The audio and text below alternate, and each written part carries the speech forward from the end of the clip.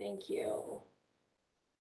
Great. Good morning, everybody. It is a little after 10. We do have a couple of members who are missing, but have said that they will join a little bit late. So hopefully they'll be able to log on shortly. We are conducting this WebEx meeting with our cameras turned on if you want. If your Wi-Fi bandwidth doesn't support that, that's fine too. If you're having trouble with the technology, let me know and we can help troubleshoot. We have a moderator who can also help with issues too. If I start cutting in and out, which happens because our Wi-Fi gets overloaded from time to time, please let me know as soon as possible so that I can address it. I'm Lynn Jensen. I am the Chief of the Bureau of Security and Investigative Services. So I want to welcome everybody to our Summer Advisory Committee meeting. We've normally held this in July, but the last couple of years we've pushed it back to August because we have a more complete picture of what the legislative agenda looks like and what bills survive. So I think this might be a permanent change, but we will run this by the committee members. So the first order of business is to call this meeting to order. So this meeting is called to order. We will be meeting from 10 a.m. until completion of all agenda items. And the first agenda item is our roll call, and our policy manager, Antoine Hodge, will be calling all our roll this morning.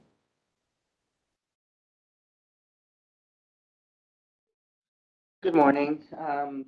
This is Antoine, and I'm going to be doing the roll call for the advisory committee meeting for August 18th, 2022. Phil Sachere.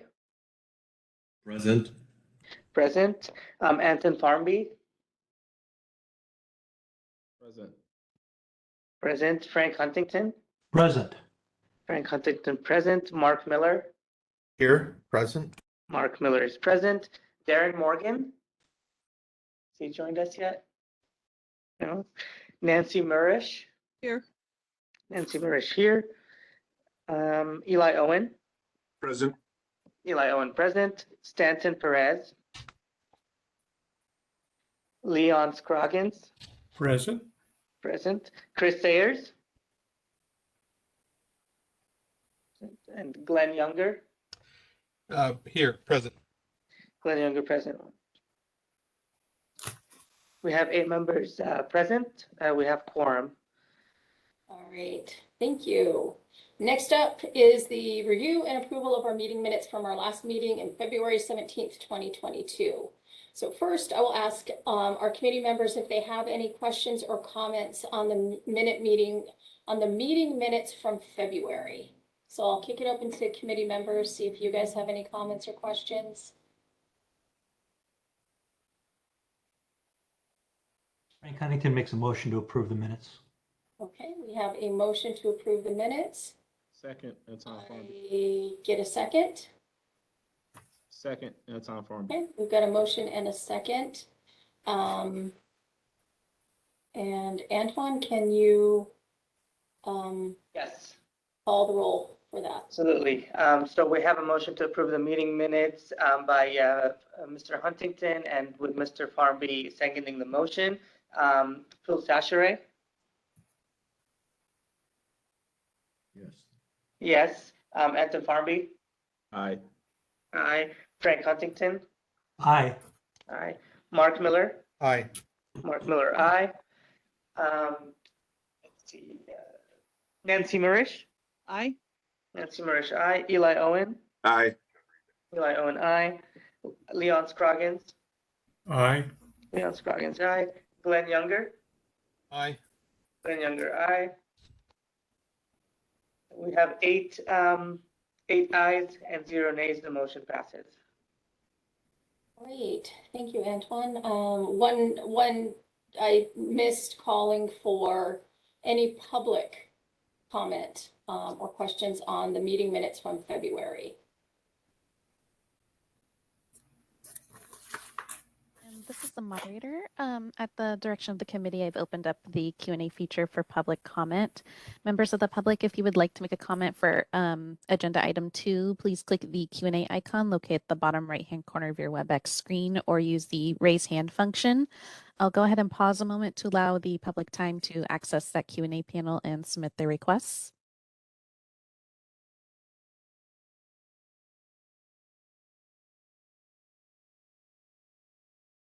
Okay. And seeing none, would you like me to close that Q&A panel? Yes, please.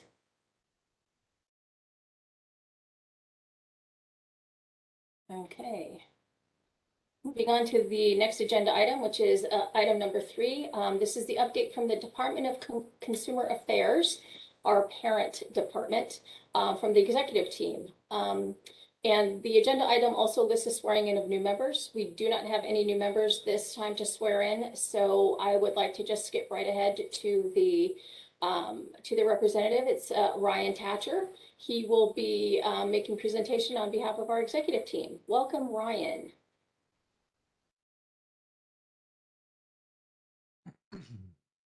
All right, can everyone hear me? Yep. All right, thank you. So yes, my name is Ryan Thatcher, and good morning, and thank you for allowing me the opportunity to provide the Department of Consumer Affairs update today. First, I wanted to talk about Open Meeting Act legislation. The governor signed Senate Bill 189 on June 30th, 2022, which reinstitutes through July 1st, 2023, the remote meeting provisions of the Bagley-Keene Open Meeting Act that were in place during the pandemic. The changes took effect immediately upon signing. Please be aware that DCA wants you to have the right meeting for the business of the Bureau while still taking into consideration both costs and public participation. We're asking boards and bureaus to still track the cost for meetings, even those where there isn't travel, and also use WebEx as much as possible to allow the public to attend remotely, especially as COVID-19 numbers continue to rise. DCA is still asking boards and bureaus to complete the public meeting survey to assist in tracking these costs for your bureau meetings in order to be able to compare costs for in-person and WebEx meetings, since this legislative change is only in place for this fiscal year. We have distributed the surveys to all boards and bureaus and ask that they be completed within 30 days after each meeting held. Should you have any questions, please reach out to DCA. Okay, next, in-person meeting guidelines and COVID-19 safety measures. Though legislation has passed allowing remote meetings, we are reminding boards and bureaus that choose to hold in-person meetings of the safety measures, best practices, and recommendations for holding public meetings. When planning for upcoming meetings, please remember, all Bureau members and staff are expected to follow the state and local public health guidelines that apply in the area where meetings are held. Face coverings are strongly recommended for all members and staff at meetings. The California Department of Public Health strongly recommends that individuals continue to mask in indoor settings. Please post face covering guidance signage at your meeting check-in or entrance. On vaccination and testing. Prior to meeting in person or at a remote location, members need to submit vaccination verification to DCA's Office of Human Resources or be subject to COVID-19 testing. Next, I want to talk about the Enlighten Licensing Project. So we're pleased to announce the inaugural report of the Enlighten Licensing Project is now available and was distributed to all boards and bureaus on Friday, May 13th. This innovative and collaborative project was started to streamline and enhance licensing processes by utilizing the knowledge and expertise of subject matter experts within DCA boards and bureaus.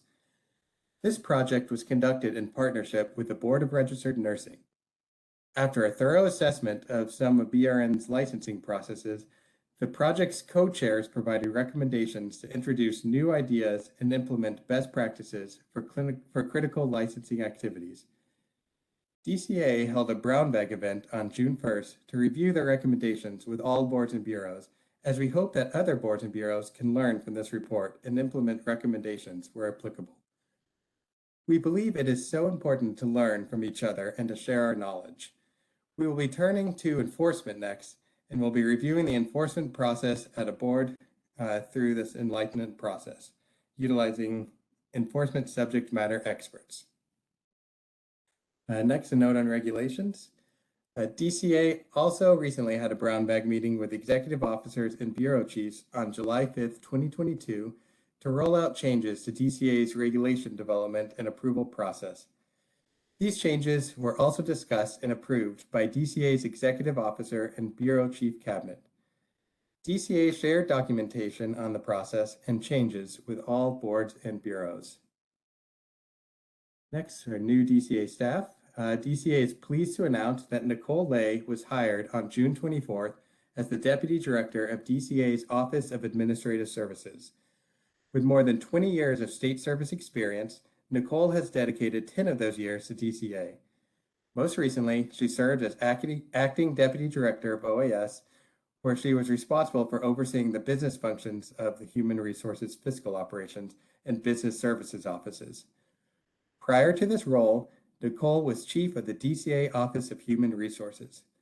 She also previously served as a Contractor State Licensing Board in the Department of Motor Vehicles.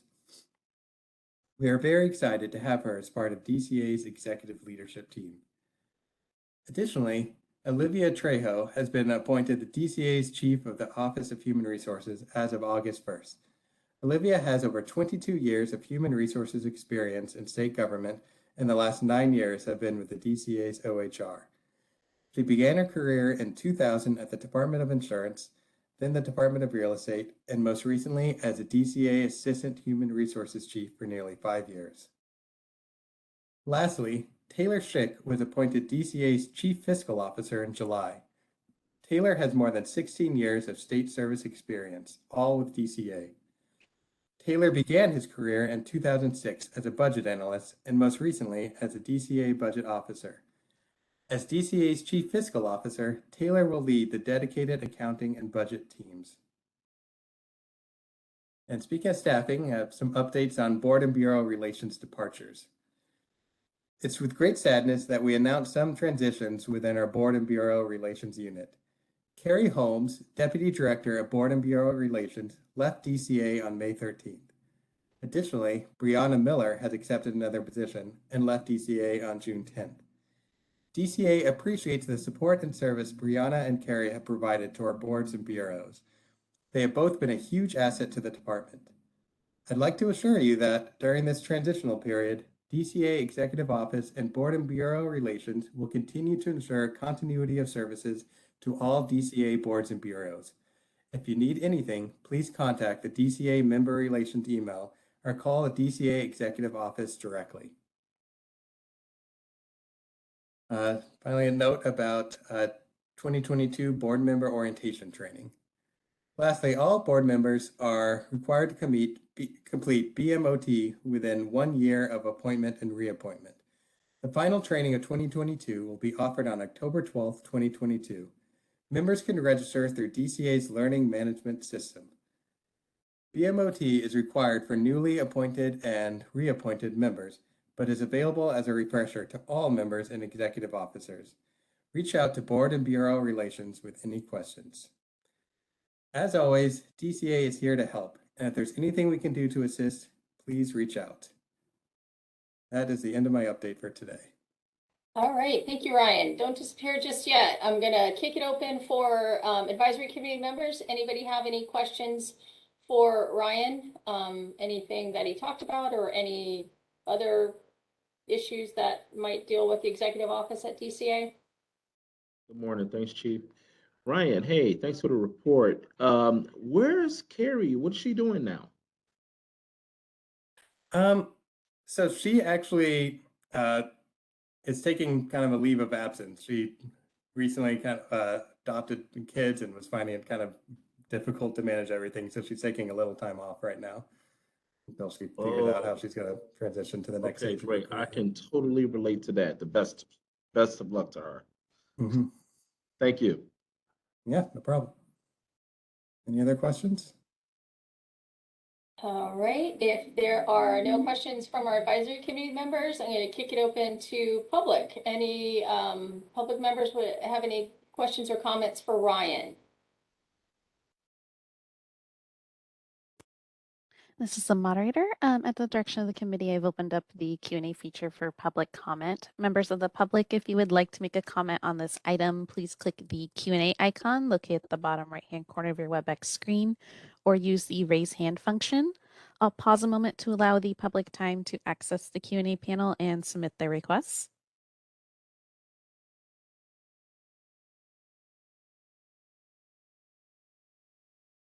All right, and seeing none, would you like me to close that Q&A panel? Yes, please. All right, Ryan, thank you so much for your time today. Really appreciate it. Thank you. Have a good day.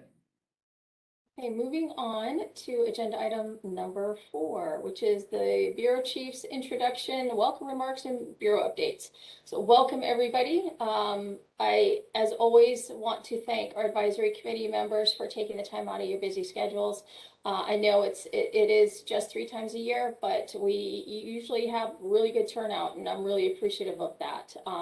As a lot of you know, I want to, thank each and every one of you for making the time this morning, and also for making the time when we send out emails, when we call you. A lot of times when there is legislation that deals with your particular area of expertise, we will call and reach out to you and really kind of pick your brains until you're sick and tired of us reaching out to you. So I realize that, and I appreciate all your help. And I know I don't say it often enough, but thank you all for serving on this. It's strictly voluntary, so really, really appreciate everybody's efforts to make us a better bureau. Also, we are still short a member representing the public. If you know of anyone who might be interested in serving in this spot, please let me know, and we will reach out and start the process, or have them start the process themselves on the advisory. If you do a search on our website, BSIS DCA hang on. It's bsis.ca.gov. I've only worked here for 3 years. And if you do a search for advisory committee members, up will pop information on how to apply. And I do want to point out that I do not appoint you. This is appointed by my boss, the director of DCA. So you have to go through the interview process with the executive team there. We are also continuing to implement the new legislation that went into effect at the beginning of this year and is staggered throughout the next year. We had a big bill passed last year, AB 229. This was the updating the use of force standards and training for security guards and other folks, other licensees who carry firearms with DCA or with BSIS. And that has been a beast. And Antoine Hodge, who is our policy manager, will update everybody a little later on in the meeting, but that has been a lot more time consuming than any of us had anticipated. So we are still working on it. We are still implementing part of it. And we are pleased that another big, great bill is moving its way through the legislature this year, also updating security guard standards, not just for regular guards, but also for proprietary guards. Some reforms are long overdue, and we're really excited about it. But I will tell you, having come from the legislature where I was in charge of passing bills to implementing them, it's a big shock. It's a lot of work on the other end. And I don't think if I ever go back to the legislature, I will ever be as blasé about passing laws again, because it is, when you're on the ground implementing them, it is a whole other ball of wax. So, we're getting it done, and we're soliciting public input at every point that we are required to. So if you are not on our listserv, please sign up for our listserv. If you go bsis.ca.gov and you scroll down just a little bit, you can sign up for notifications from the Bureau. That lets you know when we are soliciting public input for regulations and the like. So I encourage everybody to sign up for these updates. We also send out weekly updates on licensees who have had their licenses suspended or revoked, which is a very handy tool if you have employees that you are trying to track, and just general announcements on our disciplinary review committees and all the other good stuff that we do. So it's a good way to get information direct from the source. That's always helpful. And every time I speak to anyone, any group, I always make sure to emphasize 2 points. Number one, apply online.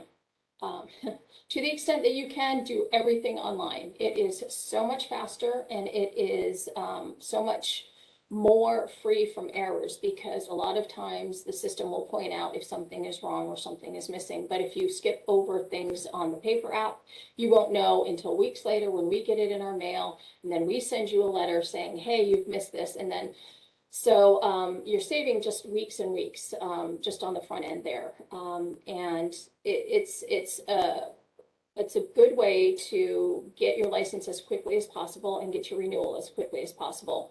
One note that I do want to make is that if you have to submit fingerprints with your application, DOJ is running a bit behind. So a lot of times, if you are experiencing a delay, it's not us. We are waiting for DOJ to clear fingerprints. Right now, they're running anywhere from 2 to 6 weeks behind. So, so that is unfortunately a delay that we have zero control over. But I do like to point that out to folks. The other big point I like to make is if you have a question, even if it's as simple as, hey, where am I in the processing time? Please don't call. It is easier and quicker, and you get information straight from the horse's mouth if you email our general inbox, which is bsis@dca.ca.gov. One caveat with that: if you have a complicated question, if you have a company license, or there's nuances to a license that you have questions about, it will take longer than 24 hours. But for simple, straightforward inquiries, we clear that box out once every 24 hours. So that's a really good way to do it. If you call the 1-800 number, you're competing for time. That goes to the DCA call center, and you're competing with all the other callers from around the state who are calling in at the same time. Sometimes you won't even get somebody able to pick up the phone. But if you email us, much better. So I'd like to emphasize that. And finally, I want to let you know that we are constantly working on BRIS, updating it, making it better, making it more functional. We have made great strides in updating our licensing database to make it easier for applicants, consumers, and licensees to use and to search. Updates to BRIS occur every so often. We do have a long list of improvements that we are working on with our IT team. I do want to let folks know that our IT team also works with all the other 30+ boards and bureaus within DCA.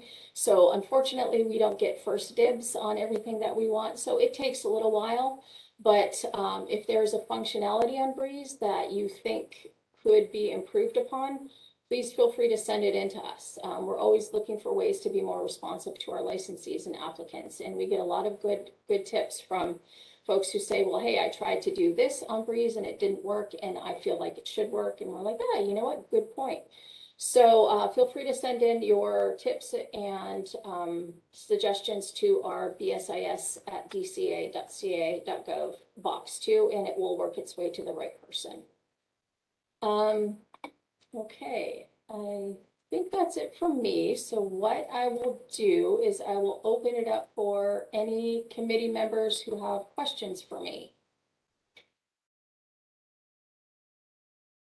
Thanks, Chief. Appreciate it. I know it's been hectic. I've been following it quite a bit. I wanted to see if you knew of any timeline for AB 229. AB 229, Yes. the use of force bill. Yeah. Okay, I'm sorry. I got an email at the same time you were speaking, so it drowned you out a little bit, Anton. I apologize. What was your question? Oh, a timeline. Oh, okay. So part of it went into effect on January 1st. So the part that, let me back up a little bit. So AB 229, for those of you who aren't familiar with it, this is the big security guard use of force overhaul of standards bill that was passed last year.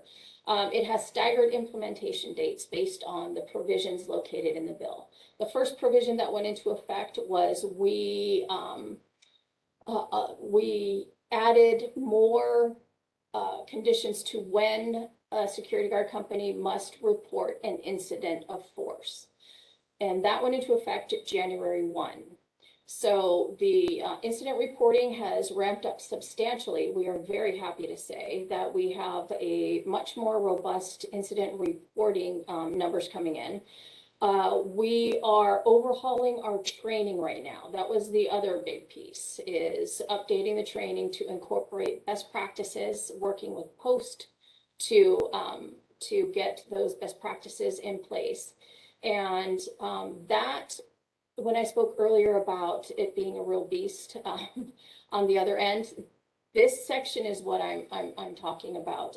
We received a delayed implementation for this. It is now going to go into effect next year rather than this year, because we were advised by legal at one point that we had to go back and run all of our training manuals through the regulatory process. Regulatory process takes about 18 months. So that was a huge speed bump for us. So we had to go back to the legislature and got delayed implementation for that. But it's coming along nicely.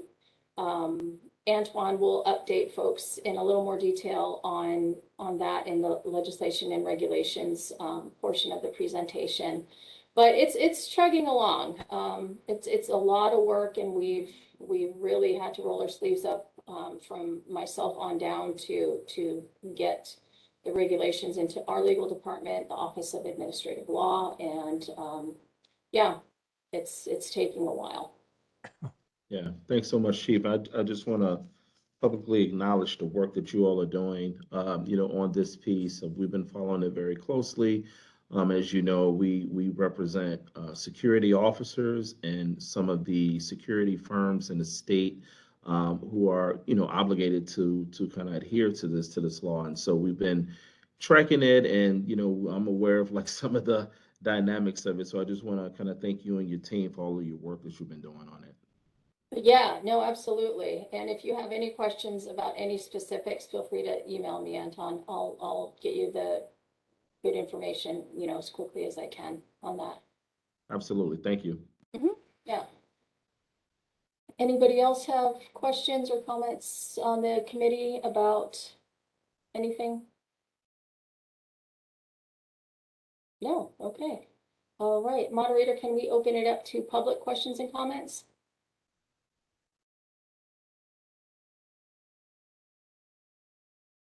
This is the moderator, and at the direction of the committee, I've opened up the Q&A feature for public comment. Members of the public, if you would like to make a comment on this item, please click the Q&A icon located at the bottom right-hand corner of your WebEx screen, or use the raise hand function. I'll pause a moment to allow the public time to access the Q&A panel and submit their requests.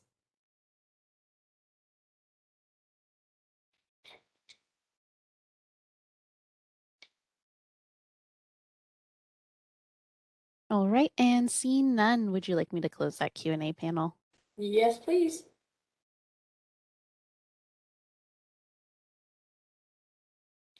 All right, thank you. Moving on. Our next agenda item is our licensing update. Gloriela Garcia is our awesome Deputy Chief of Licensing, and she will be presenting this information today. Gloriela, take it away.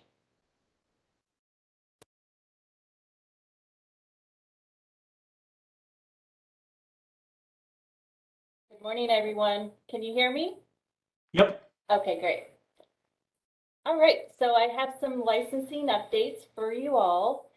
The licensing program highly recommends that applicants and licensees obtain a BRIES account, and specifically if they can start including your email address on there, because we have exciting news is now the applicants and licensees who include their email address on their BRIES account can now receive notifications, email notifications, if the license is issued, if the license is renewed, and also if the renewal is coming up for, sorry, I'm getting some notices here.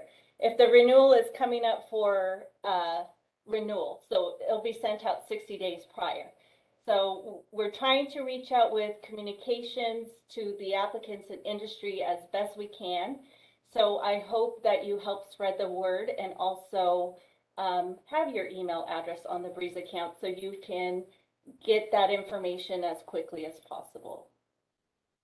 Also, just in general, the licensing program is always wanting to enhance communication or the application process. So if there is any recommendations from you all, please submit it to us. We'll definitely look into it and see how we can make the experience that much faster and clearer for you all. I did want to say that another note that we're doing, or another efficiency we're doing, is the coupon renewal books. They're not being sent out to the following license types currently. They are security guards, firearm permits, private security officers, alarm company employees. So these types are only receiving postcard renewal reminders in addition to an email reminder if your email address is on the BRIS account. And essentially what this efficiency does, it encourages licensees to renew online. And I have looked at the stats with Lynn, and there has been benefits in having the postcard renewal with the email address. So we hope to do that with the rest of the license types. Now, with the alarm industry going online 100% effective July 1st, 2022, they will be the first company license type that will monitor as far as reducing sending the renewal applications via mail and start sending the postcard reminder to apply and renew online. So we hope that that will enhance the online participation. I've been looking at numbers. For the most part, online participation is increasing. It's a little lower in participation for the company license types, and it's probably because it's more cumbersome.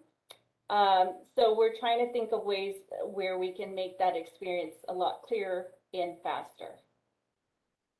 And then lastly, I checked in with staff and they did inform me that for the firearm permit applications, they noticed a lot of deficiency letters, so a lot of back and forth from our staff to the industry, specifically with the firearm qualification application form. So apparently that form isn't being filled out completely and it causes delays. So I highly encourage that form specifically, if that can be filled out to in its entirety, that would be very helpful. So moderator, if I can show page 2.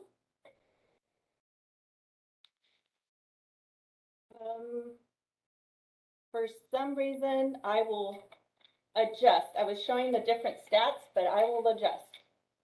So this stats in particular, it's the licensing data for July 1st, 2021 through June 30th, 2022. And I just kind of wanted to highlight a couple of things for you all. So with the license types on your left-hand side that you see, I did want to say the volume in general is highest for security guards.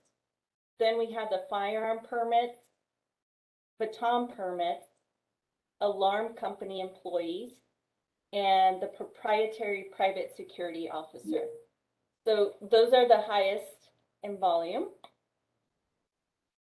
And I also did want to point out some on the top right column, % of deficient applications. So that's something licensing program is taking a look at and seeing how we can improve. I'm just going to call out some of them. And of course, you have a copy for your records as well. But I did notice that the repossessor agency qualified manager was the highest in deficiencies at 88.57%. So we are working on trying to reduce that. And the license types that have the less deficiencies are the baton permits and the security guards. And being that the security guards are our largest volume, I'm happy to report that it's at 13.10%. And Mariela, do you think that because we have done like FAQs and how-to videos and all that stuff for our most popular license types, that has contributed to the lower deficiency rates. Yes, absolutely. And what we're kind of talking about, and we'll have more conversations with you, Lynn, and we're open to communication from the industry. If it would be helpful to maybe have like sample applications filled out as a resource or more videos, we're definitely open on trying to lower the deficiency rates for quicker turnaround times and to issue these licenses faster. All right, so thank you, moderator. I show another, let's see, staffing report. Sorry, L'Oreal, I didn't mean to interrupt, but it looks like Mr. Scroggins has a question. Yes, I do. Thank you, Lynn. Gloria, on the deficiencies for the repossession qualified manager, is there any one particular area? Is it just kind of generalities across the board that there's deficiencies in? Generalities across the board. Okay, Yes. thank you. And I will note for the repossessor industry, there are no online applications. So we're going to have to take a closer look at that. And that could very well be the reason why it's so high. Because with our online applications, as Lynn mentioned earlier, we have, what's the word? Fail safes. Thank you. Fail safe. Yeah, Process, so you can't move forward unless you input the information we need. So that's Gotcha. definitely something we can improve on, for sure. Thank you. You're Yes, welcome. I'm currently helping an RA number obtain a new license, and I notice I can, as they want me to be their QM, and I notice I can start the process for a new RA number in Breeze. So that can be done online through uploading still without having to mail, or is it a combination of both? And I'm sorry, Leon, for what specifically? Can you? There's a company out there that's starting a new RA number, and they asked me if they could hire me to be their QM. So I went into Breeze and I've started the application. So it looks like the RA number for a repo agency can be done through Breeze. Am I understanding that correctly? It's just the QM that can't be done through Breeze and the employee? That's my understanding that it's not, because we don't have the full online participation, but let me go ahead and look into that a little bit after this meeting. Very good. And we'll definitely get back to you specifically. Yeah, no, I can send in through I was just looking at the website on how to message the bureau that Lynn talked about, and I'll do the same there. So you have paper trail also. Thank you. You bet. All right. So looking at page 2 with the licensing data comparing fiscal year 2020 through 2021 to fiscal year 2021 through 2022. So I'll point out, as I did with the last set of stats, a couple of different points. So for apps received, we have a percentage change from fiscal year 2021 to fiscal year 2021-22, an 11% increase, 11.33 to be precise. So we had an increase in apps received overall. For licenses issued, the comparison as well, we had a 12.43% increase overall. And for licenses renewed, we did have a negative 5.11 decrease. And for the license population overall, we had a 1.03% increase. So for the most part, there was a lot of increases when we compare the data to the fiscal year 2021-2022. There was a slight reduction with the licenses renewed. And then I will point out just a couple more things here. For the licensing population that decreased the most was the repossession agency employee. And for those that increased, and for the population that increased the most, it was for the proprietary private security employer. Okay, and then I just got confirmation here from a staff member, both the repossession agency and the repossession agency employee cannot apply online. Only the repossession, okay. Sorry, I'm just getting this thing and I'm trying to read it. Let me backtrack here. So both the repossession agency qualified manager and the repossession agency employee cannot apply online. The only one that can apply online is the repossession agency. Thank you. You're welcome. And thank you, Sheila. All right. Okay. And then just my last update on some BRIES changes.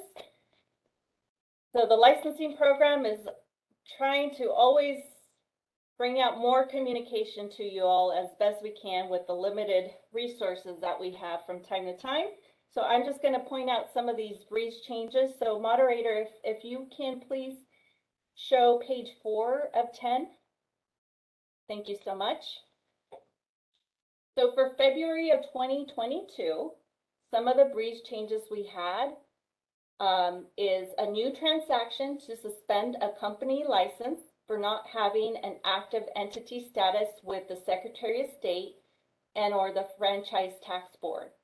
So when this began, just so you guys know, we've had 6 so far that we have suspended because the entity is not active. So the next efficiency we set is a new reinstatement transaction to change a suspended alarm company license back to active after the Bureau receives the new insurance policy. And then the last one for February, we updated the alarm company employee renewal postcards to remove the text instructions for submitting renewal by mail. So what that means is we were getting a lot of confusion from our industry with regards to them thinking that they would need to send in their renewal via mail. And so we took out the mail and just added the online address to renew online. For March 2022, we added a courtesy email notification to the licensees once a renewal application is approved. This email notification will only be sent to the licensees with an email address on file. And then for April, and moderator, if you don't mind, oh, never mind. Scrolling down, that was user. Error there. April 2022, we disabled the printing of the paper pocket license for private investigators. And that's primarily because we have the new enhanced private investigator IDs. So we didn't want to duplicate our efforts or confuse the industry. Proprietary private security officer licensees will begin to receive the courtesy renewal postcards instead of the courtesy renewal notices that we would send via mail. So those postcards, again, will hopefully continue to promote online participation for faster issuance of a license. Let's see, June 2022, all sole proprietary company licenses will have the owner's name show as an alternate name. This allows the web license verification to associate the owner's name to the company license number when searching by an individual's personal name. So we heard from the industry that that was a big concern, and luckily we were able to incorporate a personal name to a company name on the license search. And then the last one, we added a courtesy email notification to remind licensees they are eligible for renewal. This email is sent out 60 days prior to the license expiration date and only to the licensees with an email address on file. All right, that's all I got. All right, a lot of good information there. I am going to ask our committee members if they have any questions, and it looks like Mark has a question. Hi, Gabriella, you explained the deficiencies on the firearm. What at this point is the garden variety deficiency on the guard card, the security guard, or the number 1 or 2? For the security guard, Yeah, just in general, and I'll see if my staff chime in, who really see these reports day in, day out. But from my understanding, it's just not filling out the application in its totality. The security guards, for the most part, they seem to be the most dialed in, as you saw with the deficiencies percentage being lower than most license types. But it's generally not filling out the application and or forgetting to provide their life scan. And Well- I can tell you, Mark, that, you know, when I grab a stack of applications to process on my end and I run into, you know, like missing information, I'll call them up because it's just the quickest, easiest thing to do. I'll call up the applicant. And a lot of times I'll get answers like, what do you need my social security number for? It's none of your business. You know, I mean, so there's a whole lot of deliberate skipping over personal information that we need. And then there's a lot of accidental. Another thing that I really want to make sure that I announce during the advisory committee meeting is that what you want to do is, if you have a question on filling out any of this stuff, is to go ahead and email the general email box. It is much quicker to email if you have a question on how to fill out an application than to guess, get it wrong, and then have the whole back and forth dance with deficiency letters, getting it in, you know, so just you know, try and nip it in the bud at the beginning of the process. and the definition of a deficiency, that's strictly on the application or lack of uploading certs or something like that. Do we have any statistics on denials or, you know, criminal backgrounds, or, you know, do we know, we know 13% are deficient. Do we know how many are being denied or under review, or, you know, because of, Yeah, so that is, we do have those stats. I'll defer that to Sam. I don't know if he's going to cover that in his presentation or Okay. he can jump in now. Oh, okay. It looks like he's going to cover that in his presentation. So thank you. That's Hold on, sorry, I was just trying to get unmuted. So, Mark, you want to know how many are being actually denied? just, you know, ballpark. Yeah. Let's see. So, looking at our annual report numbers, which might be a little different than what's in the enforcement report, like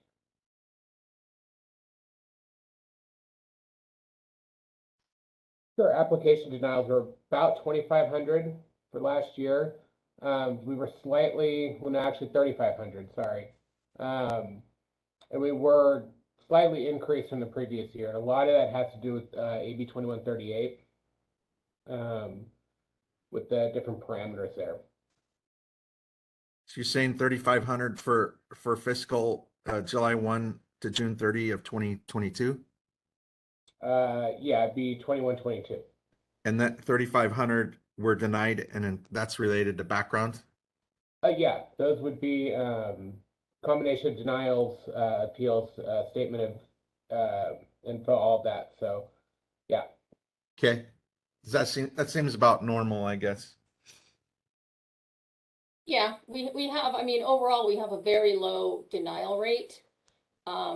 We do take great pride in the Bureau being a stepping stone to the professional world. And so, you know, if we take denials very seriously, they go through 3 levels of review, human review. And if there is still a question, you know, and we deny them, they also have the ability to appeal to our disciplinary review committee. Disciplinary review committee does overturn our decisions regularly. So, yeah, so even though we do deny, we try not to, and the applicant still has an avenue to appeal. Yeah, I can't find my calculator, but that looks pretty low rate. It looks like it's, 5% or less. It's like, between 2 and 3% usually, Yeah, yeah, that seems nothing wrong there. Okay. yeah. And Mark, I did get more specifics from staff. So with regards to some of the deficiencies they're seeing specifically for security guards is leaving off the full address, such as the city, state, zip, not providing all of the information for the powers to arrest, or providing their driver's license number when we need the license number of the PTO or training facility that provided the training. So I hope that's helpful. That's very helpful. Okay. Right, and that actually reminds me of another thing, is for everybody who gets firearms renewal and firearms initial training, your instructor will give you a form that they fill out. Make sure the date is correct. Make sure the calibers are correct. Make sure the training dates are all correct on there because we cannot help you.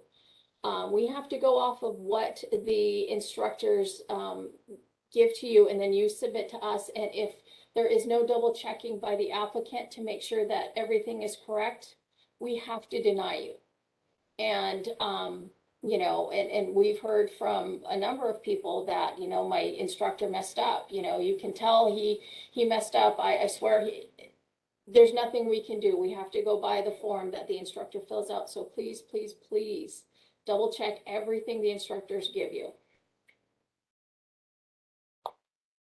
Great. Was that it for you, Mark? You got any other Yes. questions? Okay. Yes, I think the guard cards are processing again very quickly, and if somebody complains or makes mention of some sort of slowdown, it's possible that they fall into that 13% of deficiency. You know what I'm saying? Yes. So, okay, thank you. Yep. And again, we'll call them up and say, oh, hey, we need this, that, the other. Oh, I put it on there. No, you didn't. I swear to God, I put it on there. And we'll scan and say, oh, whoops, sorry. So, Yeah. it's a very short form for guards. So, every field is necessary. All Good, right. thank you. Yep. Any other advisory committee members with any questions? All right, not seeing any, so moderator, can we open it up for public questions and comments?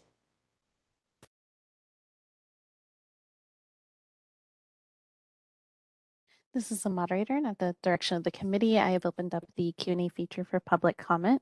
Members of the public, if you would like to make a comment on this item, please click the Q&A icon located at the bottom right-hand corner of your WebEx screen or use the raise hand function.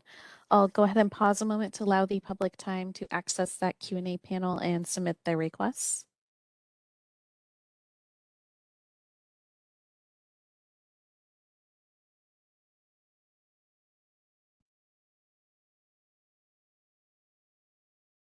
All right, and seeing none, would you like me to close that Q&A panel?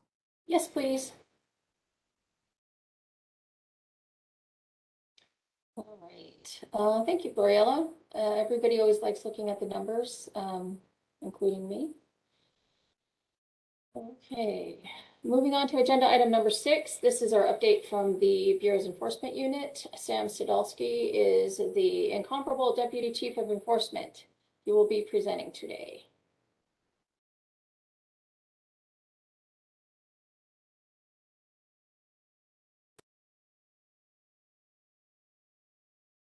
Sam, your thing shows unmuted, but we can't hear you. I think he probably unplugged his camera and plugged it back in. Sam often has technical difficulties.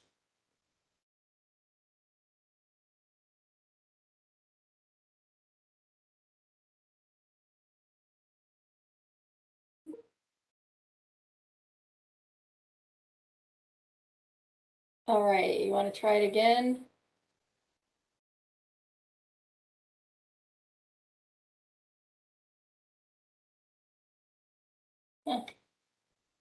I may have to present Sam's presentation for him.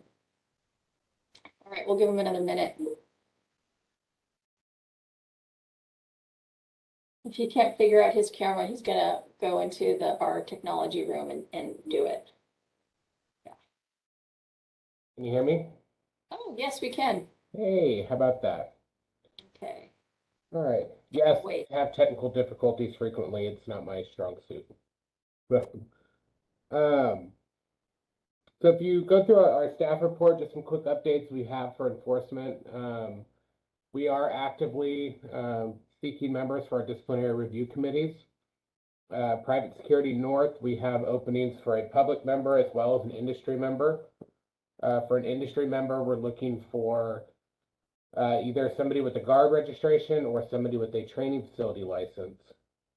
For Private Security South, we're looking for an industry member with the training facility license.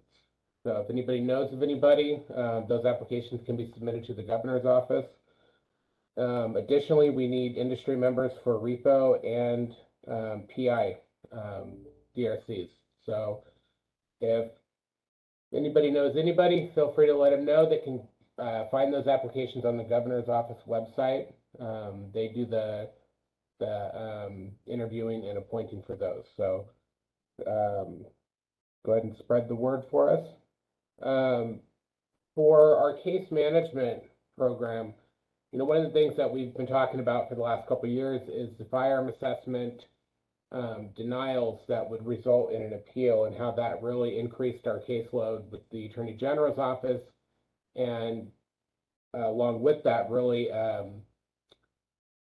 impacted our budget significantly. So I'm happy to report that where we're at right now, we have 176 cases pending at the AG's office. In February, we had 278. So we're bringing those cases down. In February, we had 160 of those cases being firearm assessment appeals. And now that number is down to 55. Those are still some, if you could say, holdouts that are still wanting to have a hearing instead of withdrawing their appeal and just starting the process over again. So we're also in the process of working with the AG's office on building some projections for this fiscal year on what our enforcement caseload is going to look like. You know, you look at how much money we've spent with AG's fees over the last few fiscal years, you know, what the caseload looked like before the firearm assessment appeals went in. So we're trying to give them an idea so that they can, you know, better prepare their staffing for the upcoming year. Update on our complaint intake and complaint resolution program. You know, with AB 229, the increased volume on incident reporting, that really, it upped the number of incident reports significantly from what we had previously received. A large portion of that has to do with the incident reports for medical restraints. Our staff, we've been working really closely with the different private security companies that have staff engaging in these medical restraints. And so we've been looking at ways of kind of streamlining that reporting process so that it can be done, you know, relatively quickly and effectively without a lot of, you know, repeat requests for information. So that's been working out. And, you know, with the possible changes coming up in AB 2515 that Antoine will talk about later, that might actually bring those numbers down a little bit to where it'd be a little more manageable. But I will say the complaint resolution staff have really done an outstanding job just trying to get all of those complaints handled, gathering all the information they need, getting those closed out as well. So big kudos to them. They've really stepped up and done a tremendous job with that. Update for enforcement. One of the things that's really been working out, I think, is we have 2 special investigators that have been pretty much in the field full time for over a year now. And what the benefit to that is, 1, I hardly ever see them, but 2, they're able to get out there very, very quickly and respond to complaints, especially on, you know, unlicensed activity situations. And what that's also allowed us to do is it's allowed our enforcement analysts to focus more on inspections instead of overall complaints. So we increased the number of completed inspections last fiscal year by 75%. And that's working with the licensees, going through that process, making sure their records are in order, there are no outstanding issues. So that's really been beneficial. 48% of the citations issued last fiscal year were for unlicensed activity. We've really been making a strong push with that. Special investigators have been working with law enforcement agencies. They've been doing stings and sweeps. They've been in the field. So they're really able to respond quickly on those. If you look at some of the numbers that we provided in there, if you look at page 2 of the enforcement report, the number of complaints has definitely flipped since last time with, private patrol operator versus security guards. Those are a direct result of incident reports. So every incident report that we receive from a company, it initiates a complaint on the company. And we're not going to initiate a separate complaint on the guard unless there's something that we need to look at with that individual. So those numbers have changed a little bit. And if you look, for unlicensed activity, private patrol operators still come out being one of the larger ones. And I'll be honest, a lot of that is some Yahoo that gets a guard card, a firearm permit, and they go out there and they think they're going to run their own company. We see that more and more every day.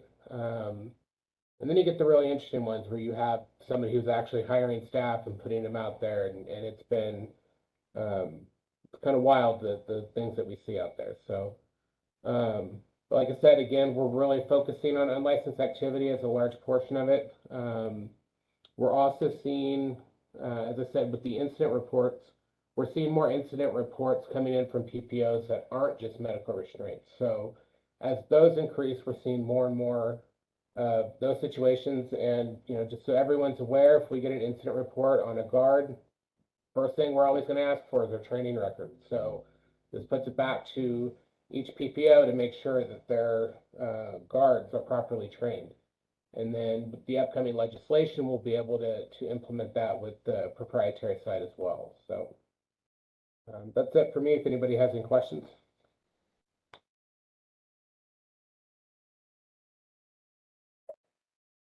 Now's your chance. No questions for Sam from advisory committee members? All right, okay.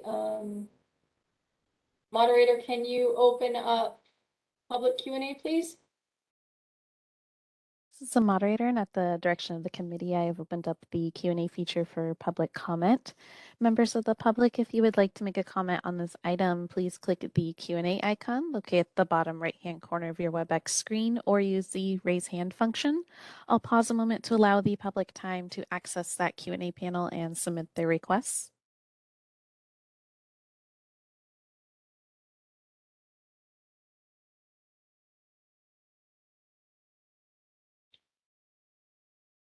All right, and seeing none, would you like me to close that Q&A panel? Oh, I apologize. Actually, we do have a request for comment from individual Jody Ahrens. Jody, you'll be given 3 minutes to speak and a 30-second warning. One moment while I get my timer up. Please click the unmute me button when the prompt appears on your device.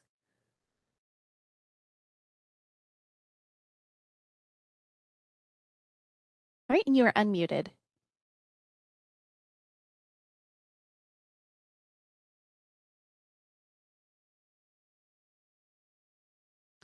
Jody, I see that your microphone's on, but I'm not hearing any audio. Let me try requesting to unmute one more time, and if that doesn't work, I have instructions I can put up to fix the audio. And if it doesn't work, we can also just respond to the question that he typed.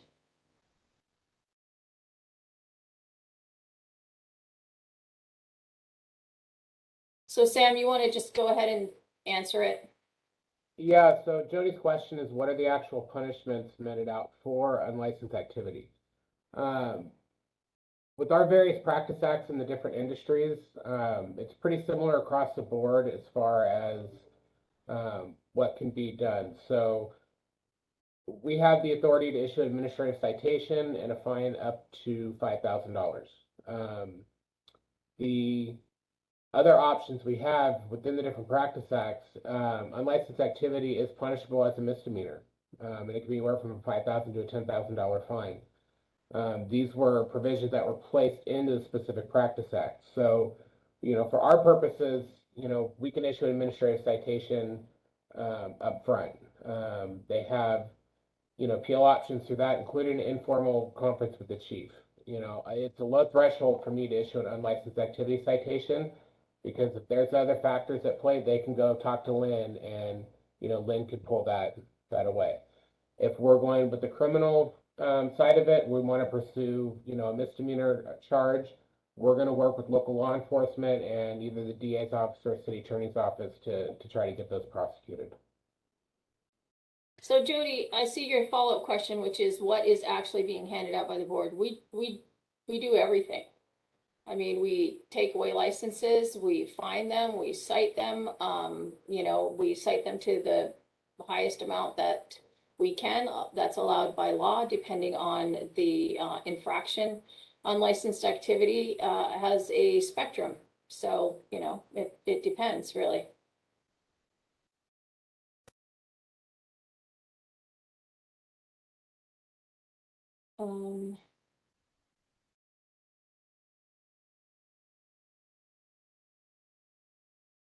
All right, I see another follow-up question, which is what are the numbers? Sam, do we get this granular when we do our numbers for the annual report? Numbers, what numbers are we referring to for unlicensed activity? I think he wants to know exactly what we do in all situations, and I don't know that can be answered right here and right now. But like I said, we do everything. And keep in mind as well, it's easier for us to issue a citation. Actual punishment handed out last year. If you look at our the enforcement report, looks like we issued three unlicensed activity citations to PIs. It is challenging sometimes to get local jurisdictions to prosecute criminally, and usually you need, an actual victim, and you need, more than just one instance. So for example, we have somebody who is engaged in unlicensed activity, we issued them a citation, they didn't pay it, they ignored us. Then there's another victim, we have, another consumer complaint, and those are the situations where we can go actually get an entity to usually prosecute. They always want a victim, and they want to see a little more than just a one-time instance. So it really, one, we have to catch them doing it. Two, it's kind of progressive if you want to get to the criminal prosecution area.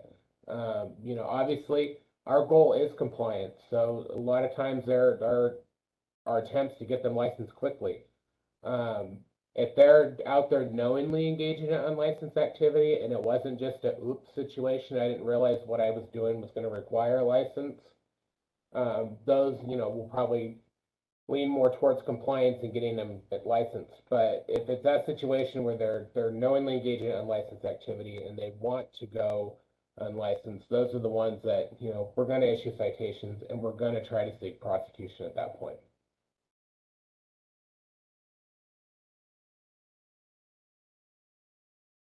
And one of the issues that you also have to keep in mind, if they're unlicensed, there's limited power we have over them.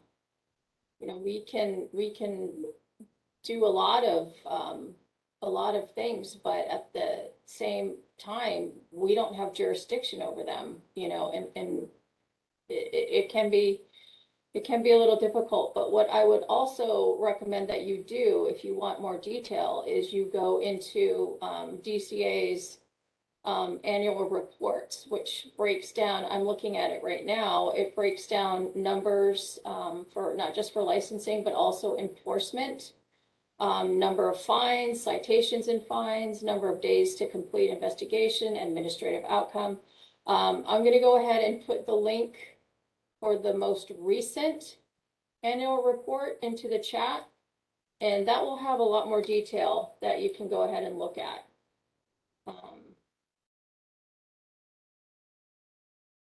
Yeah, and we understand, Jody. I mean, we know that it is incredibly frustrating for those who follow the rules. I get pigeonholed every time I go to an event with people who are yelling at me about not going out and, you know, smiting down the unlicensed activity. But they, you know, we are absolutely, you know, focused on unlicensed activity, and we are very robust in our going over, you know, and investigating every single complaint that comes in. Every single complaint that comes in gets investigated. Unlicensed activity, if it is corroborated, they get fined, they get cited. I have probably one conference a month with unlicensed activity, people who have been cited for unlicensed activity. So yeah, it's something that we're pretty active on. And also, if I can add one more thing to that, you got to remember, we don't know what we don't know. So send us those tips, submit complaints. You know, if you don't want to go online and actually fill out the complaint process on BRIS, send me an email. You know, I will accept the information any way we can get it. And that's really what we have to rely on to get out there. Yeah, or send it to bsis@dca.ca.gov. I mean, we get unlicensed complaints through there all the time, and they get referred to the correct unit. So there are a number of ways to bring those to our attention.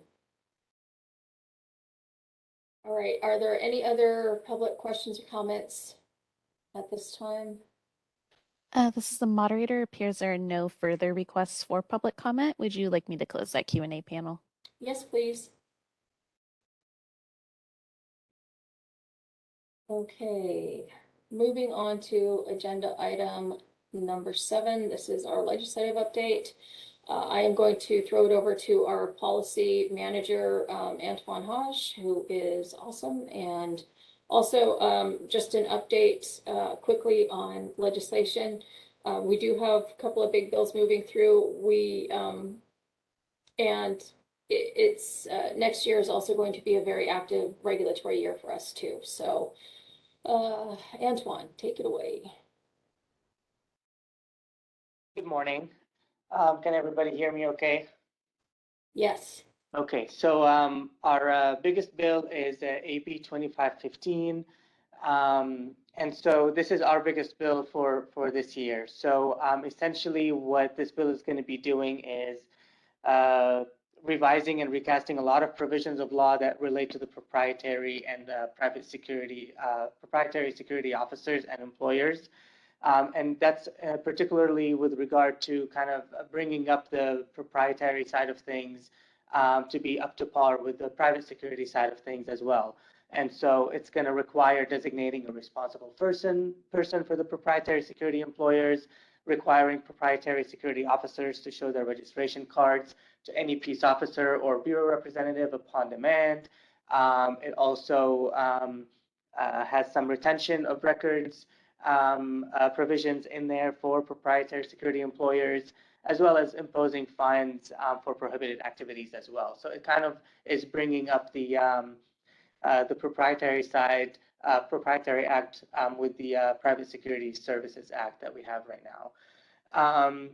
Additionally, it's going to require registered PSEs to deliver a written report under specified circumstances describing any physical altercation and use of force, including but not limited to injuries or damages incurred, to identify all of the participants and whether a police investigation was conducted with a member of the public while on duty. And that report has to be submitted within 7 business days after the incident. It's also the big part of it as well of this bill is that now it's going to require the baton, if it is signed, it will require baton permits to be issued directly by the Bureau instead of the baton training facilities as we do right now. And then those baton permits will now be subject for renewal. And as a condition for renewal, the renewing applicants will have to take a 8-hour refresher course in baton training skills. It also clarifies that proprietary security officers are completely unarmed and may not carry any firearm or any other deadly weapon, including any electronic control device, a stun gun, a baton, or even a chemical agent such as a pepper spray. There was a lot of area of confusion around this topic, but the Proprietary Security Services Act definitely defines proprietary security officers as being unarmed, and so this bill clarifies that. It also exempts the so it's going to delay the operation of the powers to arrest and appropriate use of force training curriculum until July 1, 2023. So it's giving the Bureau a little bit more time to implement the regulations for AB 229. And it's also exempting the Bureau from having to go through the regulatory rulemaking process in order to update the powers to arrest manual and the firearms training manual as well. And so that will allow the Bureau to kind of make changes very quickly as the industry changes over the years or whatnot. We don't have to run a regulations package for 2 years in order to make a quick change in our powers to arrest training manual as well as our firearms training manual. The status update on this bill, it's in the third reading in the Senate. And so far, any opposition to this bill has been dropped, at least on paper. We're just kind of waiting, hopefully, for a signature. Does anybody have any questions with regard to this bill from the committee members, at least? And we'll allow for the public comments at the end. No, thank you. I do, but for the sake of time, I actually have a few. I can just speak to you and maybe the chief offline because I have some very detailed, questions that I probably wouldn't serve time here, but I would like to follow up if that's possible. Yeah, absolutely. Just send me with some time and some dates and time that work for you, Anton, and we can schedule a call. Thank you, sir. Absolutely. Moving on to the next bill is Senate Bill 1495. This was a committee bill that just contained a lot of technical changes, nothing that's substantive. It's essentially for the private investigator licensees that have to, for the LLC licensees that have to report their claims paid against their liability insurances. It essentially brings it up to the same way as the alarm companies do it right now, which is after March 1st of 2023, those claims will have to be reported essentially once a year, as opposed to every single time you have a claim paid. And so the Bureau will be sending out notices and reminders that will remind everybody to submit those claims that have been filed against their liability insurances. It just kind of repealed a couple of other sections, again, very technical. One of the sections was that it still had a $10 fee instead of a $25 fee for the replacement for if somebody lost their firearm permit. It had the old fee instead of the new fee, so we kind of changed. That was fixed, but that's pretty much it. And the bill is also on third reading in the Assembly currently. The next bill for AB 1662, I'm not going to spend too much time on this one because it looks like it was held under submission in the Senate Committee on Appropriations. So for this year, at least, the bill is dead. It might be revived in the next legislative cycle. But just for the sake of time, this would have essentially allowed applicants to submit a predetermination application to let them know whether or not their application for a license or registration would be denied before they actually go through and conduct a lot of their trainings and submit the full application fee or whatnot. I know a lot of boards and bureaus under DCA had an issue with this bill with some verbiage, so I presume this might come back next year, but for this year, it's dead. The next one is Senate Bill 1443. and this one is also very easy. It's just extended the Bureau's sunset until January 1st, 2025. And this bill is also on third reading in the Assembly, and obviously no opposition is expected on this one. And that's it for the legislative side of things. And for the regulatory side of things, the Bureau is in the process, and this is number 8, moderator on the agenda. Well, I'm sorry, before we move, I guess, to number 8, do we have any questions from the committee or members of the public for agenda item number 7?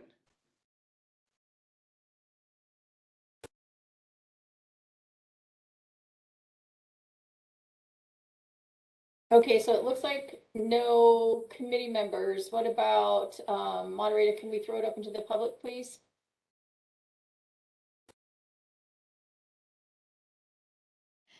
This is the moderator, and at the direction of the committee, I've opened up the Q&A feature for public comment. Members of the public, if you would like to make a comment on agenda item 7, please click the Q&A icon located at the bottom right-hand corner of your WebEx screen, or use the raise hand function.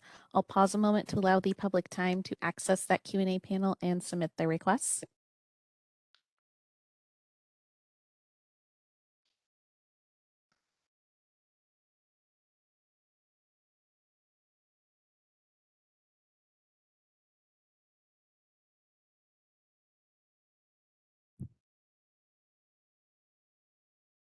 All right, and seeing none, would you like me to close that Q&A panel?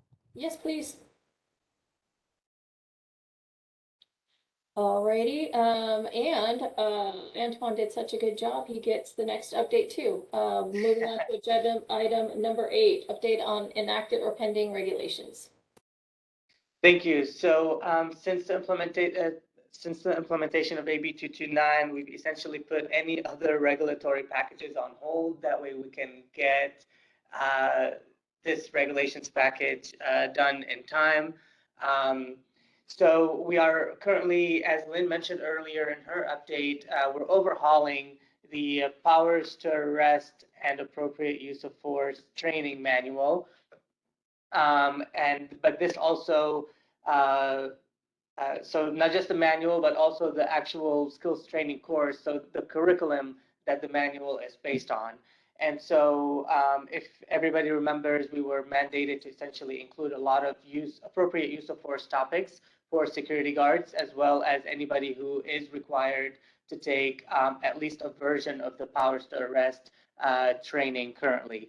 And so it's been definitely a beast to deal with, and as we're dealing with industry as well as Post and getting their thoughts on all the different topics that we're going to be bringing in, it's been very challenging, especially that it's not just security guards that will be taking these courses. It'll be proprietary security officers. It's going to be alarm agents as well, and so we want to make sure that we strike the right balance for all of them, especially that I think in the case of proprietary, it's like 4 hours, same thing for alarm. And so it's just, we're trying to find the right approach here. And what we are kind of facing right now is, because this curriculum was drafted in regulations so long ago, there's not a whole lot of definitions that were included in for certain terms, say terms like cultural diversity, mental health, all these different things that were not defined at the time of the original curriculum was drafted. Now we have to kind of go back and redefine those, or else we risk that our rulemaking package be denied or rejected by the Office of Administrative Law. And so that's kind of been recently the biggest hurdle to jump through, is to find the right definitions that fit the private security industry for a lot of those terms.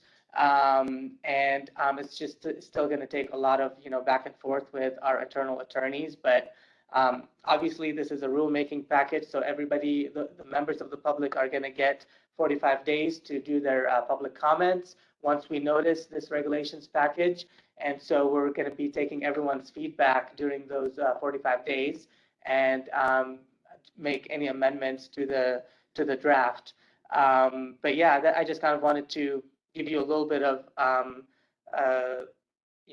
20,000-foot level as to the types of challenges that we're facing with this particular package. But so far, it is on track to being accomplished on time. So, Antoine, if I may, sure. is this specific to security guards or is it to FQ card holders? It's going to be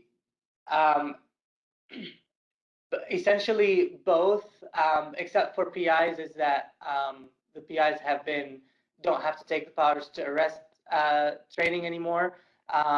So it's not going to be required for private investigators. But yes, for security guards, anybody who's going to be taking the powers to arrest training, including security guards, alarm agents who are armed, and proprietary security officers who have to also touch on the topic.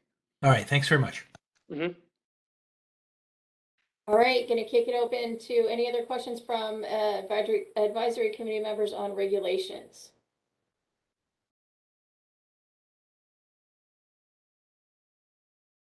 All right, seeing none. Moderator, can you open it up to public for comment or questions?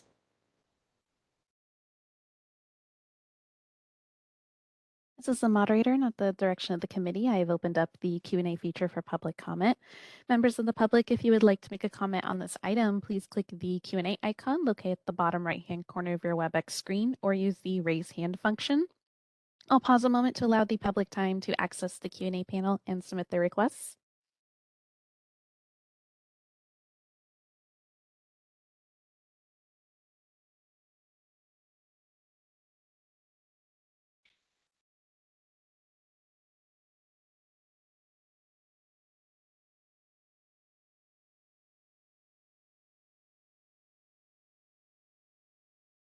All right, and seeing none, would you like me to close that Q&A panel? You might want to leave it open because the next agenda item is public comment on items not on the agenda. So I don't know if, oh, actually, you know what? Yeah, if you want to leave that open for agenda item number 9, public comment on items not on the agenda. All right, in that case, members of the public, if you would like to make any comments for items not on the agenda, either use the raise hand function or use the Q&A feature. It looks like I do have one request from an individual. However, I'm not seeing an audio connection. Might possibly be one of our call-in users. I have 2 call-in users. So, Alex, if it's possible, oh, I see that you raised your hand on the call-in version. I was just about to ask you to do that. I'm going to request to unmute your microphone. If you believe it's *3 to unmute on the phone. And you'll be given 3 minutes to speak in a 30-second warning. So I'll request to unmute your microphone now.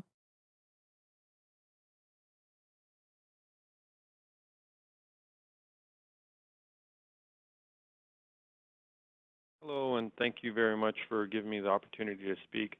I just had a quick question as far as, is there anything in the current policy or anything that you guys are considering on the agenda to have, security guards' licenses be suspended when they take uniforms from employers and then never show up to work and never return?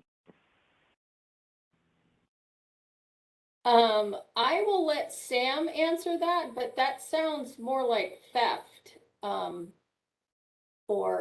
Yeah, I mean, I'm not sure that falls under our bailiwick, but Sam, have you run into that situation? We have, companies have reached out and submitted complaints if that happens. If that does happen, feel free to file a complaint with us. We can try to look into it. You also might want to report that to law enforcement. That a law enforcement entity might be interested if somebody has stolen a security uniform. Yeah, the challenge is that when we've reached out in the past, they said it's more of a civil matter because we've given them a piece of property from the company and they haven't returned it. So that's the issue, and that's why I was hoping that BSIS would be more involved because obviously, I mean, we've had people who've taken uniforms, haven't shown up, and then when I called the guy, this was recently, and asked for our uniform back, he was like, oh yeah, which company is this? I have a closet full of brand new uniforms and I don't know who they belong to. So I think if there's something where there's, an email that'll come from BSIS saying if you don't return this uniform, your license will be suspended, then they will be more, willing to not do this, because this has become a regular occurrence. I mean, within this last probably month and a half, we probably had 8 people who took uniforms, never showed up for work, and never returned the uniforms. And this isn't, only with our organization, because I've spoken with several other companies, and they're running into the same problems. I would encourage you to submit a complaint to us, provide us all the guards' information, and let us look into it. I greatly appreciate that. Thank you very much. But yeah, is it something that you guys are considering to, for example, make that as a permanent, penalty, or something that will go against their guard card if they continue this behavior? Well, unfortunately for us, they don't let us legislate, because if they did, we'll be a lot different. But, Yeah, I mean, Fair enough. we can only punish folks based on what our laws allow. So this is not, at this point, this is not something that is included in our statutes that we can enforce, unilaterally.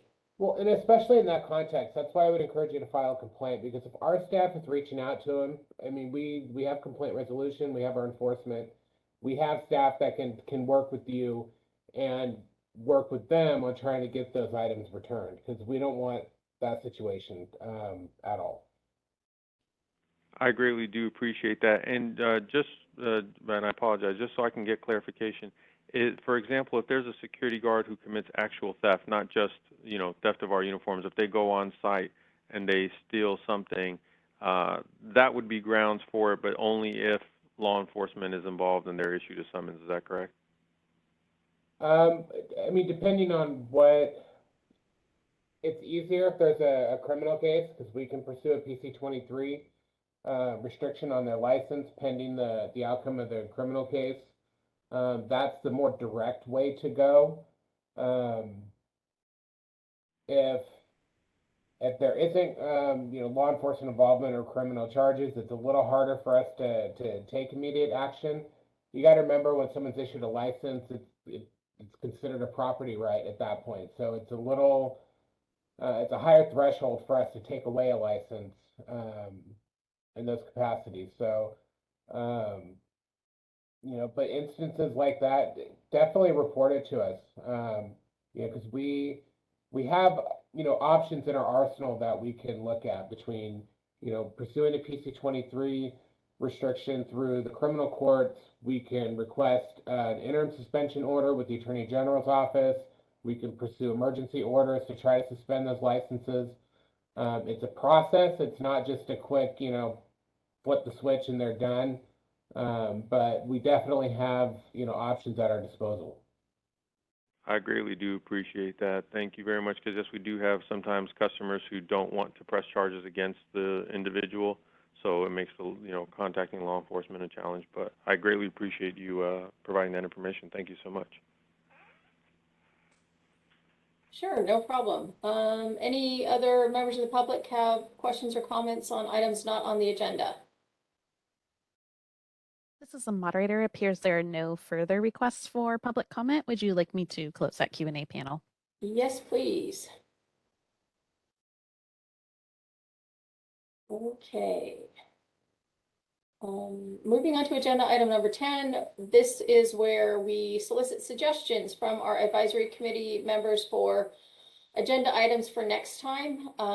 Our next meeting is tentatively scheduled right now for October. More information will be sent out on this as we firm up details.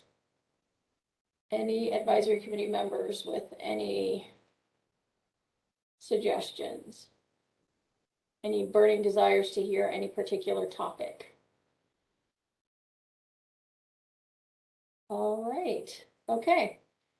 All right, seeing none, then we have come to the end of our time together, everybody. Thank you so much for attending today. Really appreciate it. Really appreciate all the members of the public weighing in as well. especially on unlicensed activity. That's very frustrating for everybody involved.